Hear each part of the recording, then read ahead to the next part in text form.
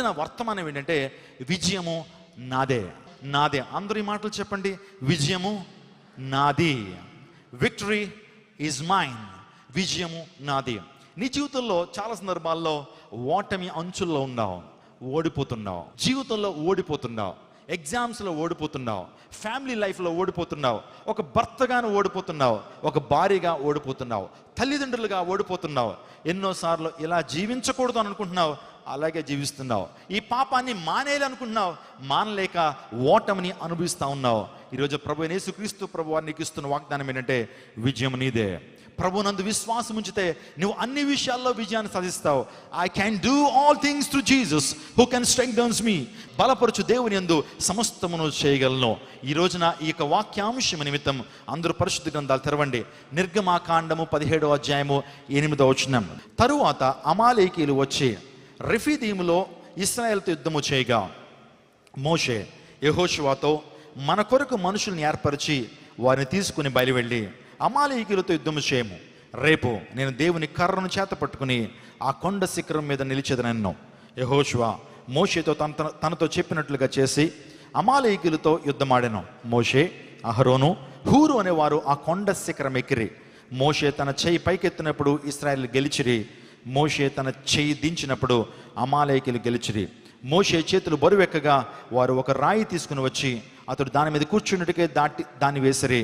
అహరోను, హూర్లు ఒకడు ఈ ప్రక్కను ఒకడు ఆ ప్రక్కను అతని చేతులను ఆదుకొనగా అతని చేతులు సూర్యాస్తమించే వరకు నిలకడగా ఉండెను. అట్లు యెహోషువ కత్తి వాడి చేత అమాలేకీయుల రాజును అతని జనులను గెలిచెను.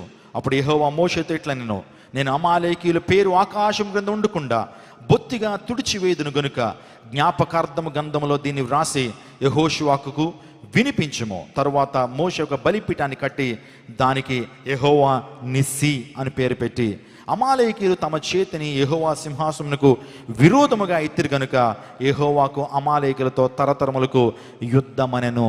దేవుడి పరిశుద్ధ వాక్యాన్ని మన వినికిల్లో దీవించును గాక. మోషే దేవుని చేత ఎంపిక చేయబడిన దేవుని సేవకుడు, ప్రవక్త, నాయకుడు. ఆ వ్యక్తి 40 సంవత్సరాలు ఇత్రో అనే తన మామ మందను మేపుతున్నాడు అరణ్యంలో. ఒకరోజు అరణ్యాన్ని దాటి బయటకు వచ్చాడు. అక్కడ హోరేబు పర్వతం ఉంది. హోరేబు పర్వతం దగ్గర దేవుడు మోషేతో మాట్లాడుతున్నాడు. ఏమనంటే, Moses, place where you are standing in the holy place, leave your sandals. తన ఒక చోద్యాన్ని చూస్తున్నాడు, ఒక వింతను చూస్తున్నాడు. ఒక పొద మండుతుంది కానీ కాలిపోవట్లేదు. ఆ వింత ఏంటో చూద్దామని చెప్పి మోషే దాని దగ్గరికి వెళ్తున్నప్పుడు ఆ పొదలోంచి దేవుని స్వరం వినపడుతుంది.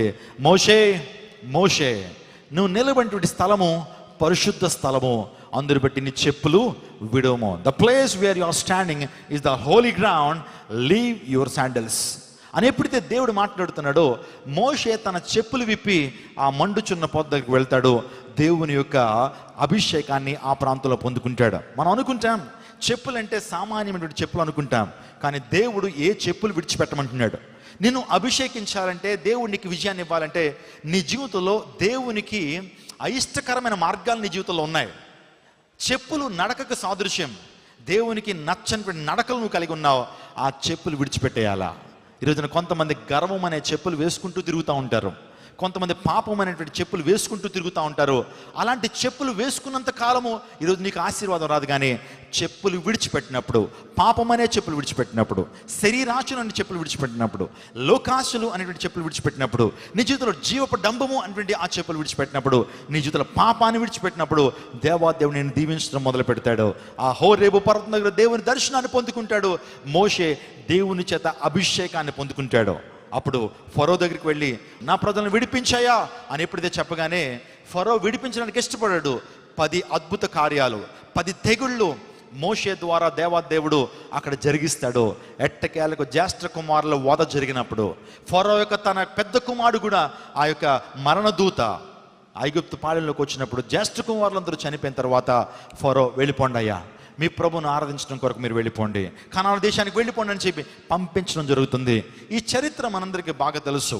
ఇశ్రాయేలీలు 430 సంవత్సరాలు ఫరో బానిసత్వంలో ఉన్నప్పుడు దేవాది దేవుడు వారు మొర విన్నాడు. Jesus or God has just heard their cries and delivered them from the slavery of Egypt.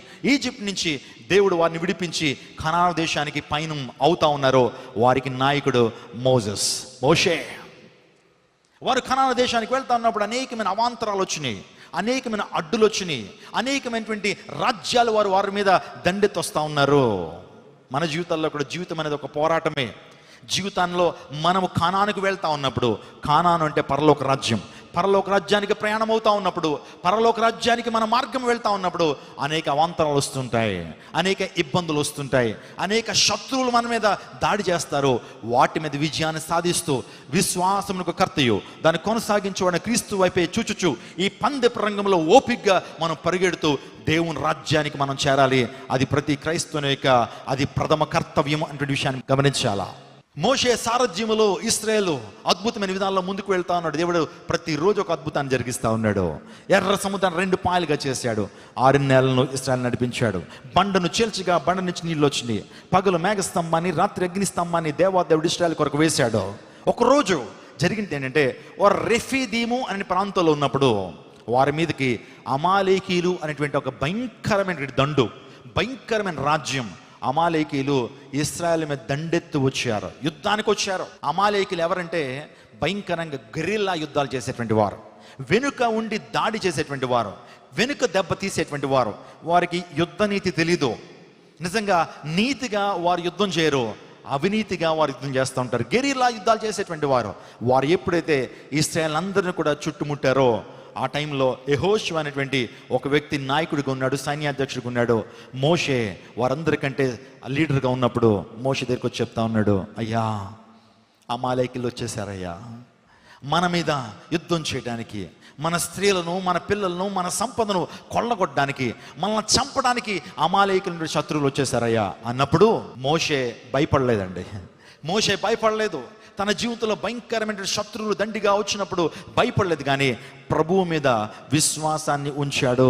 ఈ రోజున విజయాన్ని మనం సాధించాలంటే మొదటి అంశం ఏంటంటే మనం భయపడకూడదు. మన జీవితంలో ఏ అంశాన్ని కూడా మనం భయపడకూడదు. ఒక మాట చెప్పమంటారా, నీ జీవితంలో అమాలేకీలు ఎవరు? ఇశ్రాయేలు జీవితంలో అమాలేకీలు చూసాం మనము. నీ జీవితంలో నీ శత్రువులు ఎవరంటే నీ జీవితంలో నీ జాబ్ అనేటువంటిది నీ జీవితంలో ఒక ఛాలెంజ్గా ఉండొచ్చు. చదువుకున్నానండి, మంచి స్థానంలో ఉండటానికి ఇష్టపడ్డాను, కానీ నాకు ఉద్యోగం రావట్లేదు. కొంతమందికి నిరాశ అనేటువంటిది ఒక శత్రువుగా ఉండొచ్చు, కొంతమందికి చింత, కొంతమందికి డిప్రెషన్, ఇంకా చెప్పాలంటే చాలా మంది జీవితంలో భయం వారిని ఏలుబడి చేస్తూ ఉంది. ఆర్థిక పరమైన ఇబ్బందులు, వ్యసనాలు, శారీరక రోగాలు, ఏదో రకమైనవి నీ మీద దండెత్తొస్తా ఉన్నాయి. నీ ఆధ్యాత్మిక పోరాటంలో అనేక మంది శత్రువులు నీ మీదకి వస్తూ ఉన్నారు. నువ్వు విజయాన్ని సాధించాలి. ఈరోజున విజయాన్ని సాధించడం కొరకు దేవుని వాక్యం కొన్ని ప్రాముఖ్యమైన సూత్రాలని నీకు అందిస్తూ ఉంది. ఈరోజున దేవుని వాక్యం చాలా ప్రశ్నలకు సమాధానం ఇచ్చేటువంటిదండి. ఈ ప్రపంచంలో 1300 మత గ్రంథాలు ఉన్నాయి, కానీ మానవ సమస్యల మీద విజయం సాధించాలంటే దేవుని వాక్యాన్ని ఒక వ్యక్తి అనుసరించినప్పుడు ఆ సమస్యల మీద ఖచ్చితంగా విజయాన్ని సాధించగలుగుతాడు. దేవుని వాక్యం స్పష్టమైనది. దేవుని వాక్యం మన జీవితాల్లో గొప్ప ఆశీర్వాదం తీసుకొస్తుంది. దేవుని వాక్యం మనల్ని బలపరిచేది. దేవుని వాక్యం స్వస్థతను చేకూరుస్తుంది. దేవుని వాక్యం మన జీవితంలో ఆరోగ్యాన్ని, దేవుని వాక్యం మన జీవితంలో ఆశీర్వాదాన్ని కలుగు చేస్తుంది. ఒక్క మాట మీకు తెలియజేస్తాను, మన ప్రభువైన యేసుక్రీస్తు ప్రభువారు ఆయన విజయ వీరుడు. మన ప్రభువైన యేసుక్రీస్తు ప్రభువారు ఆయన విజయశాలుడు. Our God is a victorious God. Hallelujah. మన ప్రభువైన యేసుక్రీస్తు ప్రభువారు శరీరాన్ని జయించాడు, లోకాన్ని జయించాడు, పాపాన్ని జయించాడు. ఈ ప్రపంచంలో అన్ని శక్తుల మీద విజయాన్ని సాధించిన వాడు మన ప్రభువైన యేసుక్రీస్తు ప్రభువారు. Jesus conquered death, Jesus conquered sin, Jesus conquered all the temptations. Jesus conquered all the political powers of this world because he is a conqueror God. ఆయన విజయ వీరుడు. హల్లెలూయా. ఆ విజయ వీరుడు ఈ రోజు నీకు విజయాన్ని ఇవ్వడానికి ఆయన ఇష్టపడుతున్నాడు. ఈ వాక్యాన్ని వింటున్నప్పుడు దేవుడు నీకు విజయాన్ని ఇస్తున్నాడు. నువ్వు ఓటమి భారంతో ఈ ప్రాంతం నుంచి వెళ్ళబోవటం లేదు. నీ జీవితంలో దేవుడు ఒక విజయాన్ని ఇచ్చి ఈ ప్రాంతం నుంచి నిన్ను పంపించబోతున్నాడు. అర్థం చేద్దాం. ఈ ప్రపంచంలో హెలెన్ కెల్లర్ అనేటువంటి ఒక స్త్రీ ఉందండి. ఆమెకి చెవుడు ఉంది, ఆమె మాట్లాడలేదు, ఆమె గుడ్డిది. ఎంతకంటే అన్ఫార్చునేట్ లైఫ్ ఎవరికైనా ఉంటుందంటారా? ఆమె మాట్లాడలేదండి, ఆమెకు వినపడదు, ఆమె మాట్లాడలేదు, ఆమె చూడలేదు.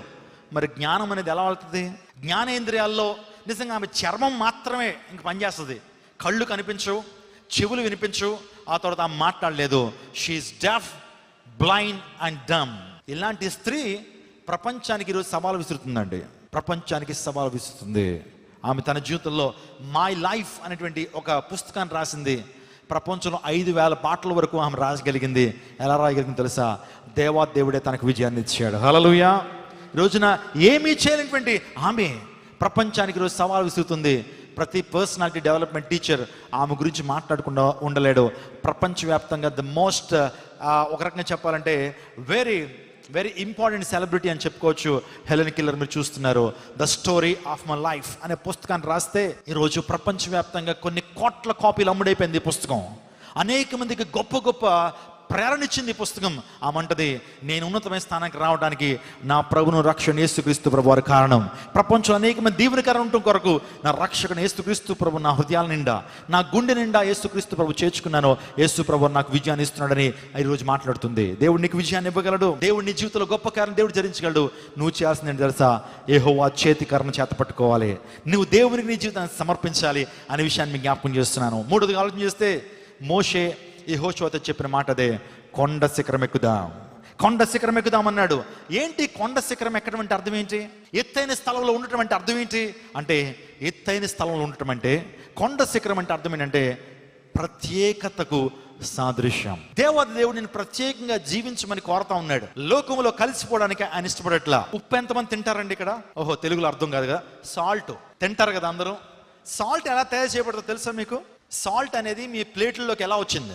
సాల్ట్ తయారు చేసే పద్ధతి ఏంటంటే, సాల్ట్ అనేది సముద్రం నుంచి వస్తుంది. సముద్రపు నీళ్ళు ఉప్పు నీళ్ళు కాబట్టి ఆ సముద్రపు నీళ్ళని కొన్ని మడుగుల్లోకి ప్రత్యేకపరుస్తారు, తీసుకొచ్చి ఆ మడుగుల్లో కొంతకాలం ఉంచినప్పుడు సూర్యరశ్మి ద్వారా ఆ యొక్క మడుగుల్లో ఉన్నటువంటి నీరు ఆవిరైపోయి క్రింద ఉన్నటువంటి పదార్థమే సాల్ట్. దాన్ని శుద్ధీకరించి మన యొక్క ఇళ్లలోకి అయోడైజ్డ్ ఉప్పని, లేకపోతే ఈరోజున బ్రౌన్ సాల్ట్ కూడా వస్తూ ఉంది. అనేక రకాల సాల్ట్లు వచ్చినాయి. ఈరోజున ఆ సాల్ట్ అనేది ప్రత్యేకించబడటం ద్వారా అది అనేక మందికి ఉపయోగకరంగా మార్చబడింది. సముద్రంలోనే ఉంటే కనుక అది ఏ ఒక్కరికి ఉపయోగకరంగా ఉండదు, కానీ ఆ ఉప్పు ప్రత్యేకించబడింది కాబట్టి అనేక మందికి రుచిని కలుగు చేస్తూ ఉంటుంది. ఉప్పు అందట అన్నీ వేసి చూడండి, నన్నేసి చూడండి అందట. మంచి మాంసం కూర తెచ్చారు మీ భర్త గారు, మంచి మటనో మంచి చికెనో తీసుకొచ్చారు. దానిలో కారం వేసావు, వెల్లుల్లిపై అల్లం పేస్ట్ వేసావు, గసగసాలు వేసావు, ఇంకా కొత్తిమీరలు వేసావు, అన్నీ వేసావు. వేసి ఉప్పు వేయకుండా దించేసావు. తింటారమ్మా మీ పిల్లలు? మీ భర్త గారు తింటారా? ఏనే ఉప్పు లేదేటి అంటావు. ఈరోజు ఉప్పు ఉంటే ఆ మాంసానికి ఇంకేం అక్కర్లేదండి. కొన్ని పాశ్చాత్య దేశాల్లో ఇంకేం మసాలాలు కలపరు. ఆ ఉప్పుని ఆ యొక్క మాంసాన్ని ఉడకబెడతారు, ఉప్పు చల్లుకుని తినేస్తారు అనమాట. ఉప్పు అంత రుచిని కలుగు చేస్తుంది. దేవుడు కూడా అన్నాడు, మీరు ఈ లోకానికి ఉప్పుగా ఉండాలి, ఈ లోకానికి రుచిని పంచాలి. నేను ఈ లోకానికి ఉప్పై ఉన్నాను, మీరు కూడా ఈ లోకానికి ఉప్పుగా ఉండాలి. అంటే రుచిని పంచాలా, రుచిని ఇవ్వాలా.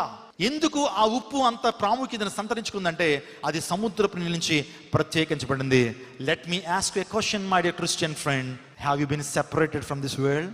ఈ ప్రపంచం నుంచి వేరు చేయబడ్డావా? ఈ ప్రపంచం నుంచి వేరు చేయబడ్డావా? మీరు ఏమైనా చెప్పండి పాస్టర్ గారు, నలుగురితో కలిసిపోవాలండి, కులంతో కలిసిపోవాలండి. కానీ ఒక దేవుని సేవకుడు అంటాడు, నలుగురితో నతానేలు, కులంతో కొర్నేలియస్ అంటాడు. నలుగురితో కలిసిపోయినప్పుడే మన జీవితాలు ముందుకు వెళ్తాయి. కాదండి, క్రైస్తవ జీవితం అలాంటిది కాదు. నువ్వు ప్రత్యేకించబడాలి, నువ్వు ప్రత్యేకించబడాలి. అబ్రహాంతో దేవుడు చెప్పిన మాట అదే, నీ దేశాన్ని విడిచిపెట్టయ్యా, నీ బంధువుల ఇంటిని విడిచిపెట్టయ్యా, నీ తండ్రి ఇంటిని విడిచిపెట్టు, నువ్వు ఉన్న ప్రాంతాన్ని విడిచిపెట్టు, నేను చూపించే దేశానికి రా, నేను నిన్ను దీవిస్తాను. ఈ రోజున లోకాన్ని విడిచిపెడుతున్నావా? ఇంకొక సందేహం మీకు రావచ్చు, మనం లోకంలోనే ఉంటుండాలి కానీ లోకం మాత్రం మనలోకి రావటానికి వీల్లేదు. మనం లోకంలోనే ఉద్యోగాలు చేయాలి, లోకంలో చదువుకోవాలి, లోకంలోనే లోకస్తులతోనే ప్రతిరోజు మన యొక్క సాంగత్యం, కానీ వారిలో ఉన్న లోకం మాత్రం మనలోకి రావడానికి వీల్లేదు. విమానం ఎంతమంది ఎక్కారు? ఇక్కడ విమానం ఎంతమంది ఎక్కారు? చాలా మంది ఎక్కారు కదా. విమానం గాలిలోనే వెళ్తూ ఉంటుంది, కానీ ఆ బయట గాలి విమానంలోకి రాదు. ఆ రన్వే మీద ఎయిర్ హోస్టల్స్ అంతా కూడా అంతా రెడీ అయిపోయిన తర్వాత fast and your seat belts అని చెప్తారు. మీ దగ్గర ఉన్నటువంటి ఆ బెల్ట్ని గట్టిగా బిగించి కట్టుకోండి అని చెప్పిన తర్వాత ఒక ఎయిర్ హోస్టల్స్ వెళ్ళి ఆ విమాన తలుపును మూసేస్తుంది. బయట గాలి లోపలికి రాదు. ఒకవేళ వస్తే విమానంలోకి బయట గాలి వస్తే విమానం పడిపోద్ది. ఈ రోజున లోకంలోనే ఉంటుండాలి కానీ లోకపు ఆశలు మనలో రావడానికి వీల్లేదు. పడవ నీటిలోనే వెళ్తుంది, కానీ ఆ పడవలోకి నీళ్ళు వస్తే పడవ ప్రమాదంలోకి వెళ్తుంది. ఈరోజున మన జీవితంలో లోకం మనలో రావడానికి వీల్లేదు. ప్రత్యేకించుకున్న అనుభవాన్ని మనం కలిగి ఉండాలి, ప్రత్యేకతను కలిగి ఉండాలి. దానియేలు అనేటువంటి ఆ యొక్క భక్తుడు పవిత్రతను కలిగి ఉన్నాడు, అపవిత్రతను అంటించుకోలేదు. జీవితాంతం యేసయ్య కొరకు జీవించాలి, దేవుని కోసం జీవించాలని తీర్మానం తీసుకున్నాడు. ఒక ప్రధానమంత్రి స్థానంలో ఉన్నాడు, దేవతల జ్ఞానం కలిగినటువంటి వాడు, నిజంగా పరిశుద్ధిని కలిగి ఉన్నాడు, ప్రార్థనా జీవితాన్ని కలిగి ఉన్నాడు. ఒక పర్పస్తో డానియల్ జీవించాడు. చాలా సందర్భాల్లో క్రైస్ట్ టెంపుల్ అందిస్తూ ఉంటారు అతని గురించి. Daniel is a man of purpose, Daniel was a man of prayer, Daniel was a man of purity. పరిశుద్ధ కలిగినటువంటి వాడు, ప్రార్థనా జీవితాన్ని కలిగినటువంటి వాడు, ఒక పర్పస్ కలిగినటువంటి వాడు దానియేలు. అటువంటి దానియేలు ఈ లోకమాలిని అంటించుకోలేదండి, అపవిత్రమైనటువంటి దాన్ని అంటించుకోకుండా బ్రతికాడు. కాబట్టి దానియేలు 3 రాజ్యాల్లో గనుడుగా ఎంచబడ్డాడు. దానియేలు యోసేపుని తీసుకోండి, యోసేపు యవ్వన కాలంలో వస్తున్న టెంప్టేషన్స్ అన్ని కూడా అతను కలిగినప్పటికీ దేవుని నామాన్ని మహింపరచాలి, మేము ప్రత్యేకించినటువంటి వారం లోకంలో కలిసిపోవడానికి వీల్లేదని చెప్పి పోతీఫర్ భార్య టెంప్ట్ చేస్తున్నా, పోతీఫర్ భార్య పాపానికి ఆకర్షిస్తున్నా సరే ఆ పాపాన్ని చేయకుండా తన యొక్క వస్త్రాన్ని అక్కడ విడిచిపెట్టాడు, కానీ తన యొక్క క్యారెక్టర్ని మాత్రం తను విడిచిపెట్టలేదు. పరిశుద్ధమైనటువంటి జీవితాన్ని జీవించాడు కాబట్టి ఐగుప్తు దేశానికి ప్రధానమంత్రి కాగలిగాడు. ఈ రోజున పాల్ ఎమాన్యుయల్ క్రైస్ట్ టెంపుల్లో యోసేపు గురించి మాట్లాడుతున్నాడంటే అతడు ప్రత్యేకమైనటువంటి జీవితాన్ని కలిగి ఉన్నాడు. కలిసిపోవడం కాదు, లోకస్తులతో కలిసిపోవడం కాదు, లోకాశల్లో కలిసిపోవడం కాదు, మనం ప్రత్యేకమైనటువంటి జీవితాన్ని మనం జీవించాలి. దానియేలు సింహపు బోన్లో కూడా దేవుడు దానియేలుకు తోడుగా ఉన్నాడంటే ఆ ప్రత్యేకమైనటువంటి జీవితమే. నీలో ప్రత్యేకత ఉందా? కలిసిపోతున్నావా? అందరూ అటు వెళ్తున్నారండి, నేను వెళ్ళిపోతున్నానండి. అందరూ పాపం చేస్తున్నారండి, నేను కూడా పాపం చేసే తప్పు ఏంటండి? అందరూ కూడా భయంకరమైన కార్యాలు చేస్తున్నారు, నేను కూడా అటువంటి కార్యాల్లో మునిగి తేల్తానంటావా? దేవుని ఆశీర్వాదం నీ మీదకి రాదు. దేవుడు నిన్ను విజయ శిఖరాల్ని అధిరోహించలేడు. ఈ రోజు నా కొండ శిఖరం ఎక్కడ అంటే పరిశుద్ధమైనటువంటి జీవితాన్ని జీవించటం. పరిశుద్ధత కలిగి ఉంటున్నావా? పరిశుద్ధి లేకుండా ఏ ఒక్కరు కూడా దేవుడిని చూడలేరు. పరలోక రాజ్యానికి నువ్వు నేను వెళ్ళాలంటే పరిశుద్ధత అనేటువంటి ఆ యొక్క ఆధిక్యత మనం కలిగి ఉండాలి. Unless you have holiness you will not see the kingdom of God. హృదయ శుద్ధి గల వారు ధన్యులని దేవుని లేఖలు సెలవిస్తూ ఉన్నాయి. మన దేవుడు పరిశుద్ధుడండి. కామ క్రోధ లోభ మోహం ఆశ్చర్యాలను జయించిన వాడు, ధనేషణ దారీషణ పుత్రీషణ జయించిన వాడు యేసుక్రీస్తు ప్రభువారు. ఈరోజు నీ నుంచి నా నుంచి కోరుకుంటుంది తెలుసా? ఆ పరిశుద్ధత. నేను పరిశుద్ధుని కాబట్టి మీరు కూడా పరిశుద్ధంగా ఉండండి. Since I'm holy I want you to be holy. మన దేవుడు పరిశుద్ధుడు, నాలో పాపం ఉందని వాళ్ళు ఎవరు స్థాపించగలరని చెప్పిన వాడు యేసుక్రీస్తు ప్రభువారు. పవిత్రుడు, నిర్దోషియు, నిష్కల్మషుడు, పాపుల్లో చేరక ప్రత్యేకమైన వాడు, ఇట్టి ప్రధాన యాజకుడు మనకు సరిపోయిన వాడిని. హెబ్రీయులకు రాసిన పత్రిక 7వ అధ్యాయం 26వ వచనంలో రాయబడింది, ఈ రాత్రి కాలములో యేసు వలె పరిశుద్ధంగా జీవించడానికి ఇష్టపడతావా? ప్రత్యేకమైనటువంటి జీవితాన్ని జీవించడానికి ఇష్టపడతావా? లోకమాలని అంటించుకుంటావా? ఎర్మిన్ అనేటువంటి ఒక ప్రాణి గురించి చెప్తాను నేను. పాశ్చాత్య దేశాల్లో వింటర్ కంట్రీస్లో, కోల్డర్ కంట్రీస్లో ఎక్కువగా ఈ యొక్క ఎర్మిన్ అనేటువంటి ఈ ప్రాణి మనం చూస్తూ ఉంటాం. మన దేశంలో అయితే శీతాకాలం వచ్చినప్పుడు చలి ఉంటుంది, మామూలు బట్టలు వేసుకుంటే సరిపోతాం, ఉన్ని దుస్తులు ధరిస్తే సరిపోద్ది. కానీ కొన్ని దేశాల్లో -డిగ్రీల్లో చలి ఉంటుంది. అందుని బట్టి ఈ జంతు యొక్క చర్మాన్ని తీసి స్వెటర్లు కుడతారు. ఈ జంతు యొక్క చర్మాన్ని తీసి మఫ్లర్లు తయారు చేస్తారు, జాకెట్స్ తయారు చేస్తారు. మరి ఈ యొక్క జంతువును పట్టుకోవాలంటే చిన్న విషయం కాదండి, అది దొరకదు. అది అంత ఈజీగా పట్టుకోవడం అంత సాధ్యపడదు.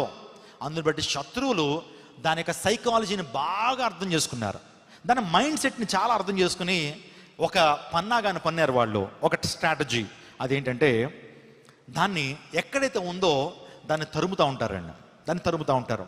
మొదట ఆ ఎర్మిని యొక్క బొరియల్ని ఫైండ్ అవుట్ చేస్తారు వాళ్ళు, ఎక్కడైతే అది నివసిస్తుంది, రాత్రి వేళ ఎక్కడ ఉంటుంది, దాని నివాసం ఏంటో మొదట ఆ యొక్క బొరియల్ని వారు కనుగొంటారు. కనుక్కున్న తర్వాత ఎర్మిన్ ఒక ప్రాంతంలో చూసిన తర్వాత దాన్ని పట్టుకోవడానికి ప్రయత్నం చేస్తారు, దొరకదది. చాలా వేగంగా ఒక ఉడుత వలె, ఒక ముంగిసు వలె అది చాలా వేగంగా వెళ్ళిపోతూ ఉంటుంది, వీళ్ళు పట్టుకోలేరు. చివరికి దాని గమ్యస్థానానికి వచ్చి, దాని నివాస స్థలానికి వచ్చి ఆ బొరియల్లోకి వెళ్ళిపోయి లోపలికి వెళ్ళి దాక్కోవాలనేటువంటిది దాని యొక్క ఆలోచన. ఈ శత్రువులు ఏం చేస్తారంటే, అది ఎక్కడైతే నివసిస్తుందో ఆ బొరియల్ దగ్గర మనిషి పెంట, మనం విసర్జించినటువంటి ఆ విసర్జిక పదార్థాన్ని ఆ యొక్క బొరియల్ దగ్గర విడిచిపెడతారట. బొరియల్ దగ్గర పెడతారు, ఆ కన్నాల దగ్గర పెడతారు. ఇది పరుగు పరుగున శత్రువు వెనకాల వచ్చేస్తుంటాడు, తరుముతూ ఉంటాడు. తన ఆలోచన ఏంటంటే, ఎలాగైనా సరే ఆ కణంలోకి వెళ్ళి నా యొక్క ప్రాణాన్ని నిలబెట్టుకోవాలని ఆశతో వచ్చేటప్పటికి ఆ బొరియల్ దగ్గరే చూడకూడదని ఒక పదార్థాన్ని చూస్తుంది. అదే మనిషి యొక్క పెంట, అశుద్ధం, భయంకరం దుర్వాసన వచ్చేటువంటి ఆ అశుద్ధాన్ని చూస్తుంది.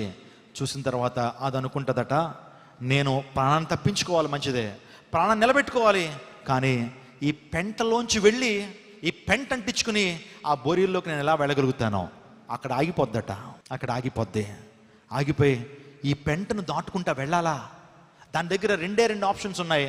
ఒకటి పెంటను అంటించుకుంటూ లోపలికి వెళ్ళటం, మరొకటి అక్కడే ఆగిపోయి ప్రాణత్యాగం చేసేయటం. ఆ ఎర్మిన్ చిన్న ప్రాణి, ఆత్మ లేనిటువంటి ఆ జీవి ఒక నిర్ణయానికి వచ్చేస్తుందట, నేను చచ్చిపోయినా పర్వాలేదు, ఆ పెంటను అంటించుకోను, నేను మరణించినా పర్లేదు, శత్రువుకి నేను అప్పగించబడినా పర్వాలేదు, ఆ పెంటను మాత్రం అంటించుకోనని అక్కడలా ఆగిపోద్దట. శత్రువు దగ్గరికి వచ్చి ఒక బుల్లెట్ కూడా వేస్ట్ చేయడు, దాన్ని ఎలా పట్టుకుంటాడు, మెడ ఇరుపుతాడు, బొట్లో వేస్తాడు. ఈ చిన్న ప్రాణి గురించి తెలుసుకుంటా ఉన్నప్పుడు పరిశుద్ధాత్మ దేవుడు ఆ ప్రాణి గురించి ఎందుకు మనకు జ్ఞాపకం చేస్తున్నాడు తెలుసా?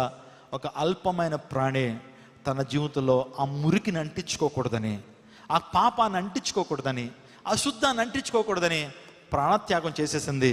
క్రైస్తవులకి లోకంలో బ్రతుకుతున్నాం. ఎన్నిసార్లు అశుద్ధాన్ని అంటించుకున్నావు? ఎన్నిసార్లు పాపాన్ని అంటించుకున్నావు? ఎన్నిసార్లు అపవిత్రతను అంటించుకున్నావు? ఎన్నిసార్లు ఆ కామపు భయంకరమైనటువంటి ఆ యొక్క దృశ్యాలు చూస్తూ పాపాన్ని అంటించుకుంటున్నావు? ప్రియ సహోదర, ప్రియ సహోదరి, ప్రత్యేకమైనటువంటి జీవితాన్ని, పరిశుద్ధమైనటువంటి జీవితాన్ని జీవించడానికి మనం పిలబడ్డాం. గుడ్డివాడు మరొక గుడ్డివాడికి ఏనాడు కూడా త్రోవ చూపలేడు. పరిశుద్ధమైనటువంటి తలంపులు లేనిటువంటి వాడు పరిశుద్ధమైనటువంటి జీవితాన్ని జీవించలేడు. మరొక వ్యక్తికి పరిశుద్ధతను ఏ విధంగా టీచ్ చేయగలుగుతాడు? ఈరోజు అనేక మంది గుడ్డి వారిని వెంబడిస్తున్నారు, వాళ్ళు వెళ్ళి గోతులో పడుతున్నారు, మిగతా వాళ్ళు వెళ్ళి కూడా గోతులో పడుతున్నారు. ఈరోజు ఒక మాట, నువ్వు వెంబడిస్తున్న దైవజనుల్లో భక్తి ఉందా? షునేమిరాలు చెప్తా ఉంది, గనురాంటి స్త్రీ చెప్తా ఉంది, ఏమని తెలుసా? మన ఇంటికి ఓచుచూ పోతున్న దైవజనుడు భక్తి గల దైవజనుడు. హల్లెలూయా. ఈ రోజున నీ దైవజనుడి గురించి ఆ సాక్ష్యాన్ని చెప్పగలవా? నీ దైవజనుడు భక్తి గల దైవజనుడి సాక్ష్యం చెప్పగలవా? ఈరోజు పరిశుద్ధత లేకుండా ఏ ఒక్కరు కూడా దేవుని చూడలేరు.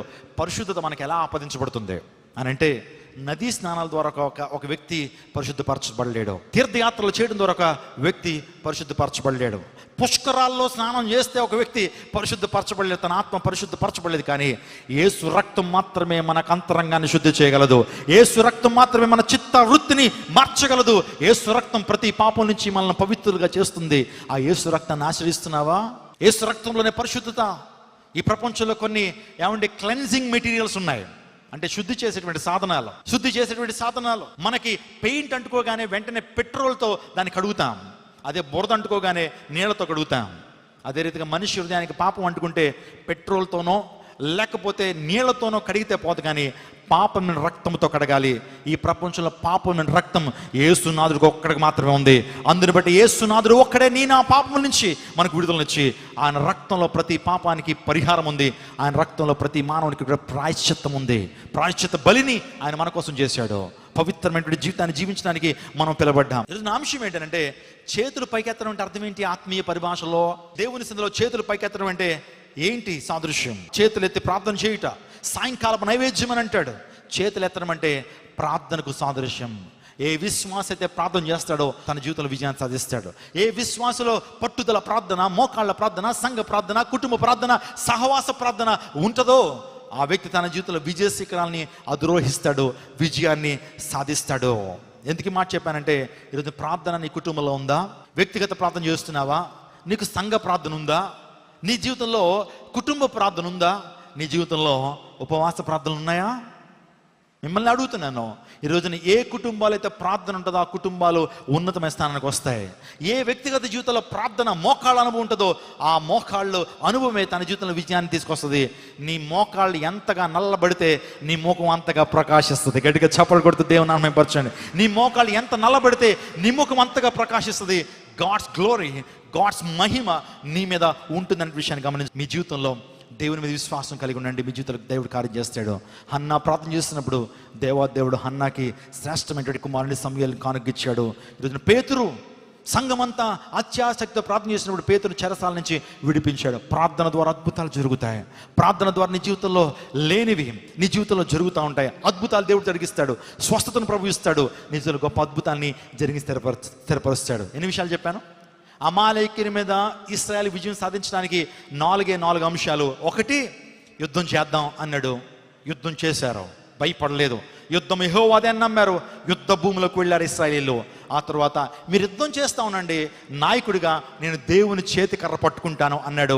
చేతి కర్రను పట్టుకోవటం అంటే దేవుని మీద ఆధారపడి జీవించడం, దేవునికి మనం సమర్పించుకోవటం. మూడోదిగా అన్నాడు, నేను కొండ శిఖరం ఎక్కుతానన్నాడు. కొండ శిఖరం ఎక్కడం అంటే అర్థం ఏంటంటే నీ జీవితంలో కూడా పరిశుద్ధతను నువ్వు కలిగి ఉండాలి, ప్రత్యేకమైన జీవితాన్ని కలిగి ఉండాలి. ఆ ఎర్మిన్ అనేటువంటి ఆ ప్రాణి ఏ విధంగా ప్రత్యేకతను కలిగి ఉందో, పరిశుద్ధమైనటువంటి జీవితాన్ని కలిగి ఉందో, నీవు కూడా పాపాన్ని ద్వేషించినప్పుడు, పాపాన్ని అసహించుకున్నప్పుడు దేవుని యందు భయభక్తులు కలిగి ఉంటాడు. చెడుతనాన్ని అసహించుకున్నట్టే అన్నారు. ఈరోజు దేవుని యందు భక్తి కలిగి ఉంటాం, చెడుతనాన్ని అసహించుకోవాలి. అలా చేసినప్పుడు నీకు విజయం సంప్రాప్తం అవుతుంది. చివరికి చేతులు పైకెత్తుతున్నాడంటే ప్రార్థనా జీవితం కలిగినటువంటి వారు విజయాన్ని సాధిస్తారు. అర్థమైన వారు గట్టిగా చప్పలు కొడుతూ దేవుని నామమును హెచ్చరించండి. ఈ రాత్రి కాల సమయంలో దేవునికి విజయాన్ని ఇవ్వబోతున్నాడు.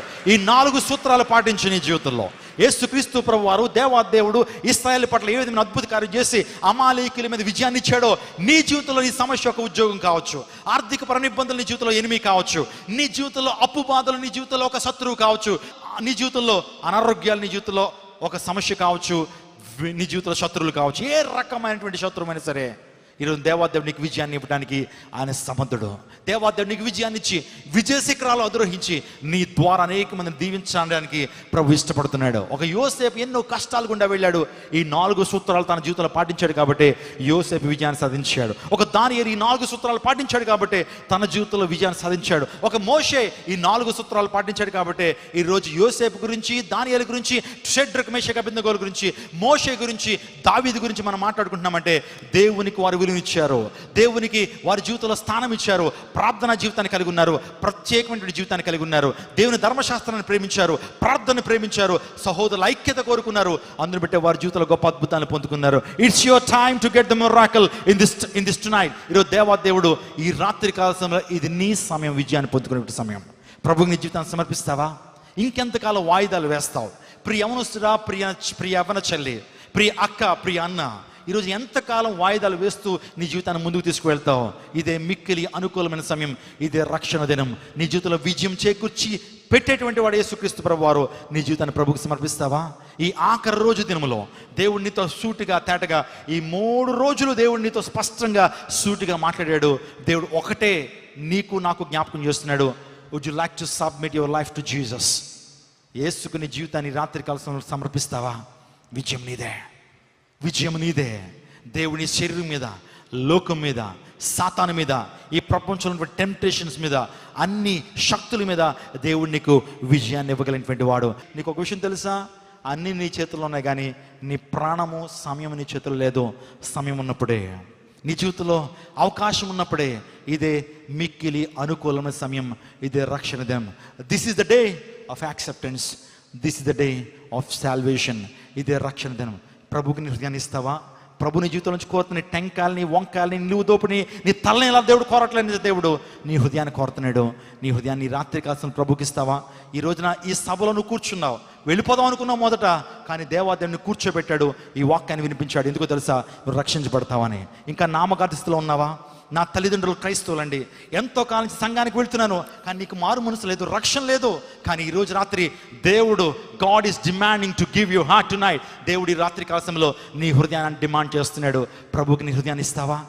ఒక్కసారి మీ జీవితాన్ని ఆలోచన చేయండి. ఓటమి భారంతో ఉన్నావుగా, ఓటముతో నీ జీవితాన్ని ముందుకు కొనసాగిస్తున్నావు కదా. దేవుడి రాత్రి కాలంలో నీతో స్పష్టంగా మాట్లాడాడు. దేవుడి రాత్రి కాలంలో నీ జీవితాన్ని ప్రభుకి సమర్పించు. యెహోవా చేతికర్ర పట్టుకో, ఈ రోజున దేవుని చేతికర్ర పట్టుకో, దేవునికి నీ హృదయాన్ని సమర్పించు. ఇదే మిక్కిలి అనుకూలమైన సమయం, ఇదే రక్షణ దినం.